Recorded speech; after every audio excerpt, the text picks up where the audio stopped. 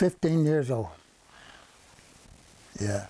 Bill Spurgeon was only 15 when he joined the Army in 1940, hoping, as he says, to make a living. I left home when I was 13 years old. Not because I was in trouble, but I went to work on a farm for a fella for 12 and a half a month. Well, when I turned 15 and they would take me in the service, they'd make $21 a month. But Spurgeon never dreamed that for that $21 a month paycheck, he would be fighting a war. That's the way we want to show it. On June 7th of 1944, a day referred to as D-Day 1, Spurgeon and the 2nd Infantry crossed a choppy English channel from England and arrived at Omaha Beach on the Normandy coast. They let us off deep in the water, and we lost some men that panicked because of the high water. Now, lots of guys from the city, they'd never had been in nothing but a bathtub, and I guess they panicked. The first casualties I saw was floating in the water. That kind of excited me. War was on then. Spurgeon was to see many more casualties as the Germans consolidated 30 divisions for an all-out attack in what history calls the Battle of the Bulge.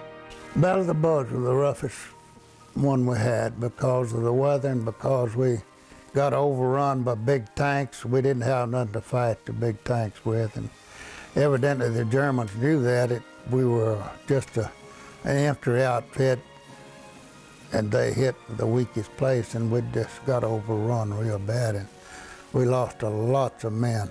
Did you lose a lot of friends? Lots of friends. Lost lots of friends.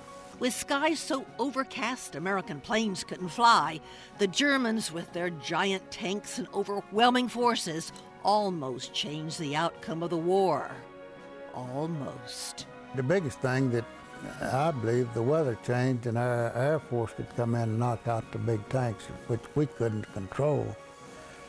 And so the tide turned when the weather changed. The good Lord looked after us in that. Ironically, although Spurgeon made it through the biggest battle of the war, he was wounded by an exploding German shell after most of the fighting was done. One little piece of shrapnel come and hit me in the shoulder. I wasn't right in the face of the enemy, but that's where I got wounded. At the age of 85, Bill Spurgeon looks back at his service in World War II with pride. I wouldn't take nothing for it. We did the right thing. We made some mistakes, but we did the right thing. We did the right thing. In Carthage, Joan Hallmark, KLTV 7 News.